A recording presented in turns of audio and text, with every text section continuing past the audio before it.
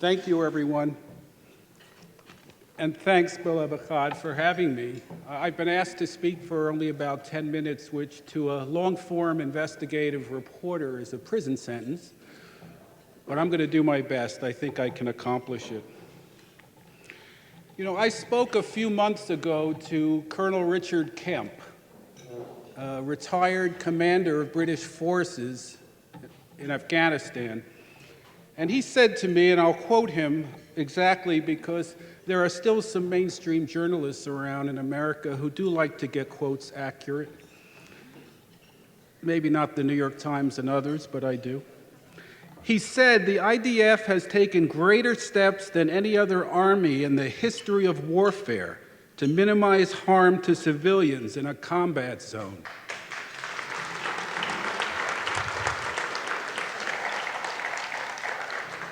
I think the injuries that IDF soldiers have and the soldiers here tonight are a testament to what Kemp said. I want to tell you a story. In November of 2008, there was a patrol jeep about 500 feet from the Gaza border on Israel's side, and it was hit by an anti-tank missile. I learned afterwards that a distant cousin of mine through marriage was the commander of that jeep. Soldiers here today know that an anti-tank missile has two stages. It's supposed to lodge itself in the shell of the tank, and that shell can be about 3 or 4 feet wide, and then it explodes. It's supposed to kill everyone inside. But this anti-tank missile that the terrorists sent over went right through the jeep. It was captured on film by the terrorists, and it's on the internet to jihadi music. They survived.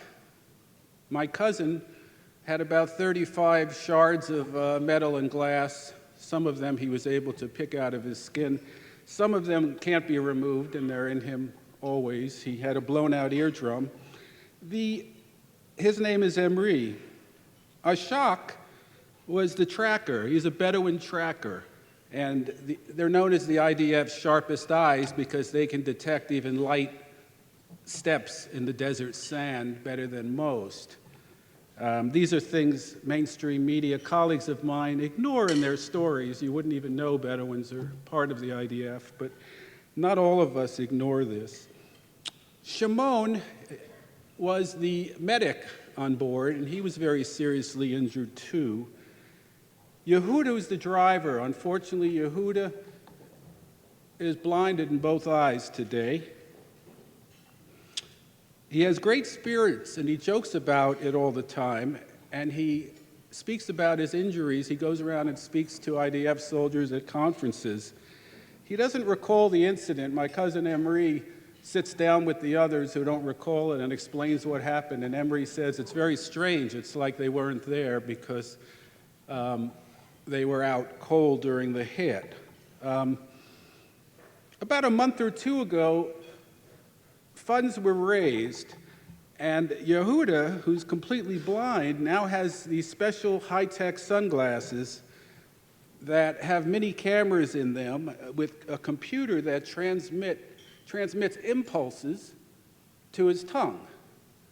And the impulses, which apparently feel like seltzer bubbles, are then he's able to interpret this, the users of this gadget, like a Morse code. So they will know what's in front of them. They can know a person, a house, a mountain, a dog, and this is how the computer communicates that someone using this device is now a mountain climber, continuing mountain climbing. It's an amazing device. It only costs 8,000 euros, and he's finally raised the money, and now he can have this. I want to talk to you now about another war. It's the war that I'm involved in. It's called the media, the mainstream media, of which I've been a part for 30 years.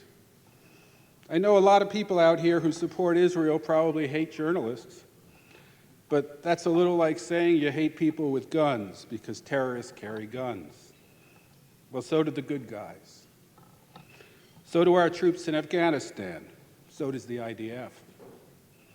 And if pens are sometimes guns, so do I. This is a weapon for good in the right hands.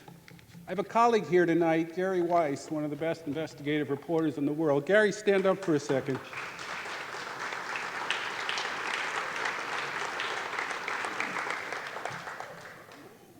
We were not in the Nixon White House. We're not that old, but we have spent a combined 60 years in mainstream media, and we're very fortunate to have been honored by our peers with dozens and dozens of journalism awards. We're now taking those skills and that capital and that credibility, and we're applying it to Israel and the entire Middle East. We've started a nonprofit venture called the Mideast Reporter. It's the working title that's going to tell the truth about Gaza, the PA, Iran, anti-Semitism, the growing Islamist threat, terrorism financing. We've been doing it already in investigative pieces, exposing the leaders of the academic BDS movement, exposing my colleagues in Western media by name. We expose them by name in outlets such as AP and the New York Times, who are lazy, sloppy, superficial, biased in their reporting about the Israeli-Palestinian conflict. Gary calls it a media intifada. We have built and we continue to build an organization of like-minded people. Brooke Goldstein's on the board. Brooke?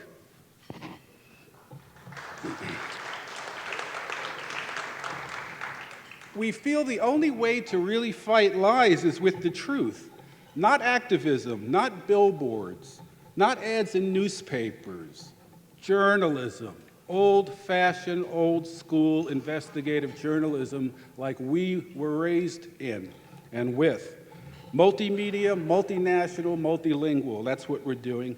Funding permitted, we'll have dozens, if not 100 reporters around the world. I'll leave you by saying, can you imagine a media enterprise that can take on as equals the New York Times, CNN, NPR, Reuters, the European media, and Al Jazeera? Is that an idea whose time has come?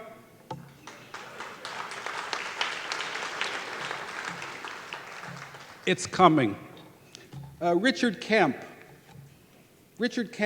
said to me also a couple of months ago, and I'll leave you with his quote, "Media organizations such as AP, politicians, UN leaders, and human rights groups that falsely accuse Israel of war crimes risk having blood on their own hands. These biased comments validate Hamas's tactics and encourage terrorist groups around the world to continue and even intensify their violence." There's blood on media's hands. I'm honored and awed to be here in the presence of these soldiers. Toda Rabah. Thank you, everyone, very much.